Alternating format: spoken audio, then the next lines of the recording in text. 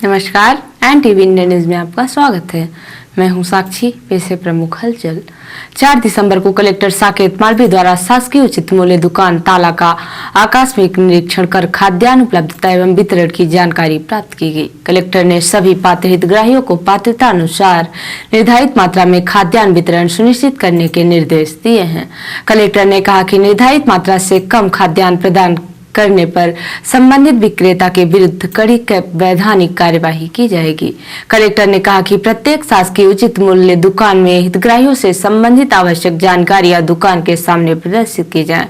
दुकान के हितग्राहियों की संख्या, आवंटन तथा खाद्यान्न की उपलब्धता एवं मूल्य के संबंध में जानकारी प्रदर्शित की जाए। साथ ही प्रत्येक हितग्राही की पात्रता के संबंध में अद्यतन जानकारी प्रदर्शित की जाए। प्रत्येक दुकान के सामने उसके खुलने के समय के विषय में जानकारी दी जाए। कलेक्टर ने कहा कि दुकान के सामने विक्रेता के मोबाइल नंबर के साथ साथ खाद्य अधिकारियों तथा एसडीएम के मोबाइल नंबर भी अंकित किए जाएं।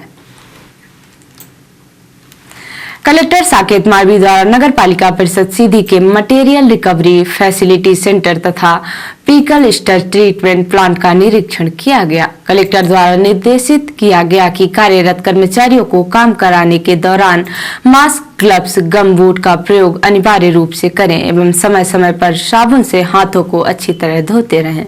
साथ ही सभी कार्यरत कर्मचारियों को आपदा की स्थिति में किस प्रकार वह अपना बचाव कर सकते हैं, इस हेतु उचित दिशा निर्देश दिए गए। उन्होंने कहा कि शहर को स्वच्छ रखने में जिम्मेदारी पूर्वक कार्य करें। उत्पन्न कचरे के उपचार हेतु स्थायी समाधान किए जा रहे हैं। हम सभी की जिम्मेदारी है कि अपने नगर को स्वच्छ बनाए रखें।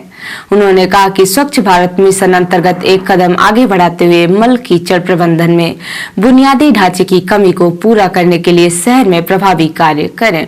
उन्होंने कहा कि शौचालयों से निकलने वाले मल कीचड़ का प्रबंधन वैज्ञानिक विधि से हो, इसलिए ही फीकल स्लज ट्रीटमेंट प्लांट स्थापित किया गया। यहाँ समाज के सामूहिक गीले कचरे को खाद में बदल दिया जाता है और वृक्षारोपण और हरित पट्टी को बनाए रखने के लिए उपयोग किया जाता है।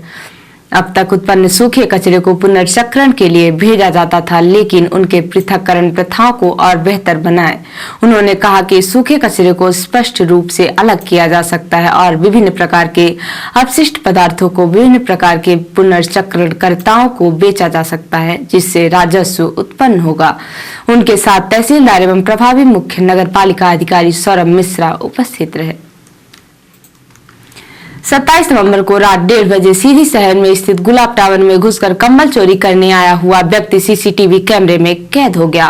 चोरी करने वाला व्यक्ति वीडियो में आते हुए दिखाई देता है। उसके कुछ बाद वापस जाते समय उसके हाथ में कई कंबल लेकर जाते हुए दिख रहा है।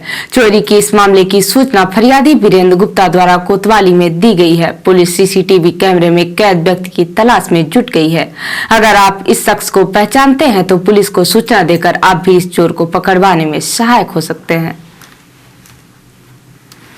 कलेक्टर साकेत मालवीय द्वारा जिला चिकित्सालय का आकस्मिक निरीक्षण किया गया। कलेक्टर श्री मालवीय ने अस्पताल प्रबंधन को कड़े निर्देश दिए हैं कि जिला चिकित्सालय की व्यवस्थाओं को दुरुस्त रखें। व्यवस्थाओं में सुधार नहीं होने पर लापरवाह अधिकारियों के विरुद्ध कड़ी अनुशासनात्मक कार्यवाही की जाएगी। उन्होंने कहा कि जिला चिकित्सालय वह स्थान है जहां मरीज स्वस्थ होने के लिए आता है। यह आवश्यक है कि जिला चिकित्सालय परिसर पूर्ण रूप से स्वच्छ एवं संक्रमण मुक्त रहे। यह अस्पताल प्रबंधन एवं मरीजों के परिजनों की संयुक्त जिम्मेदारी है कि अस्पताल का परिसर साफ एवं स्वच्छ रहे। उन्होंने निर्देशित किया है कि जिला चिकित्सालय में गुणवत्तापूर्ण स्वास्थ्य सेवाएं उपलब्ध कराई जाएं, नियत समय पर चिकित्सकों की उपस्थित रहे तथा मरीजों को आवश्यक सेवाएं सहज रूप से उपलब्ध कराई जाए। कलेक्टर ने कहा कि आयुष्मान कार्डधारी सभी हितग्राहियों को निःशुल्क स्वास्थ्य सेवाएं उपलब्ध कराई जाए। साथ ही पात्र हितग्राहियों के आयुष्मान कार्ड भी बनाए जाएं। कलेक्टर ने जिला चिकित्सालय में मिलने वाले भोजन की गुणवत्ता का विशेष ध्यान रखने के निर्देश दिए हैं। कलेक्टर श्री मालवीय द्वारा जिला चिकित्सालय के निर्माणाधीन भवन का भी निरीक्षण अवलोकन किया गया। उन्होंने निर्माण कार्य की गुणवत्ता एवं समय सीमा का ध्यान में रख कार्य पूर्ण करने के निर्देश दिए हैं। डॉक्टर अनिल सिंह के मार्गदर्शन में दिनांक 29 नवंबर से 11 दिवसीय निःशुल्क प्रस्तुत परक कविता मंचन कार्यशाला सीधी के बैजनाथ सभागार में अनवरत चल रही है।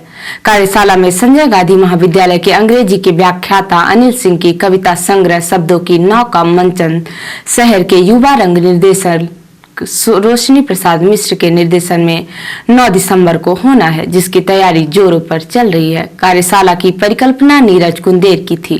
कार्यशाला में कविता मंचन की तैयारी के साथ साथ नीरज कुंदेर द्वारा story telling, poetry writing, theatre game एवं एक्सरसाइज भी कराया जाता है तथा रंगमंच की बारीकी भी बताई जा रही है। आयोजन इंद्रवती नाट्य समिति एवं extreme art and educational society Sidhi का है। कार्यशाला का प्रबंधन आर्ट ऑन क्लिक कर रही है एवं संयोजन रंगपटल परफॉर्मिंग आर्ट सोसाइटी द्वारा किया जा रहा है। अन्य सहयोगियों में रजनीश जायसवाल एवं प्रजीत साकेत है। विश्व एड्स दिवस के अवसर पर 1 दिसंबर को जिला अस्पताल में जिला एड्स नियंत्रण समिति द्वारा कार्यक्रम आयोजित किया गया। कार्यक्रम में doctor Devendra Singh civil surgeon द्वारा हरी झंडी दिखाकर रैली को रवाना किया गया। रैली में doctor Himesh Pathak, nodal officer doctor Laxman Patel, doctor Hariom Singh Sengar, ICCT से संतोष तिवारी, KV सिंह, जरीना संध्या तुलसा, दिनेश गंगा सिंह एवं ग्राम सुधार समिति से परियोजना प्रबंधक मीरा गौतम एवं उनके सहयोगी पूनम सिंह, फूल कुमारी और अन्य साथी की उपस्थिति में रैली निकाली गई।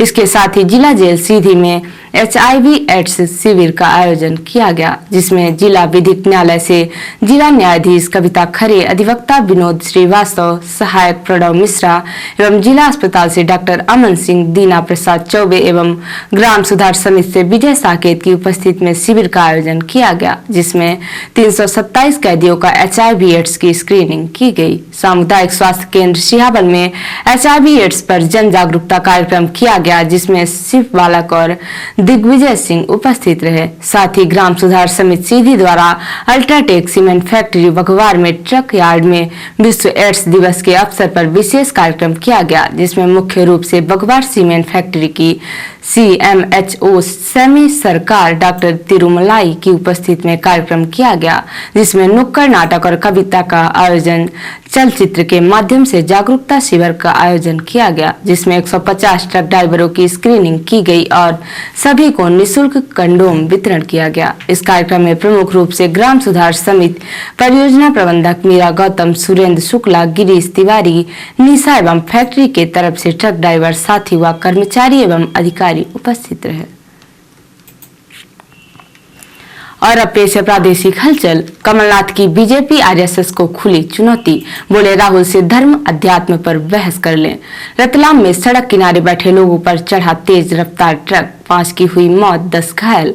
ग्वालियर में दूल्हे के दोस्तों ने किया कमेंट, दुल्हन के भाइयों ने जमकर पीटा, रात भर चला हंगामा। और MP में राहुल की यात्रा का सफर खत्म, 12 दिन चली यात्रा की राजस्थान में एंट्री, समर्थन के लिए जनता का जताया आभार। और अब पेश है राष्ट्रीय हलचल। राजस्थान पहुंची भारत जोड़ो यात्रा, गहलोत पायलट ने हाथ पकड़कर किया डांस। राहुल बोले RSS के लोगों से नफरत नहीं करता। दिल्ली MCD चुनाव में 50% वोटिंग, नतीजे 7 दिसंबर को आएंगे। भाजपा और आप ने धांधली की शिकायत चुनाव आयोग से की। पाकिस्तान के नए आर्मी चीफ की भारत को धमकी, गिलगित बाल्टिस्तान पर राजनाथ के बयान पर बोले मुनीर, भारत के मंसूबे नहीं होंगे कामयाब। और दिल्ली दंगे के एक केस में उमर खालिद और खालिद सैफी को कोर्ट ने बरी किया। तो ये थी आज की प्रमुख हलचल। नमस्कार।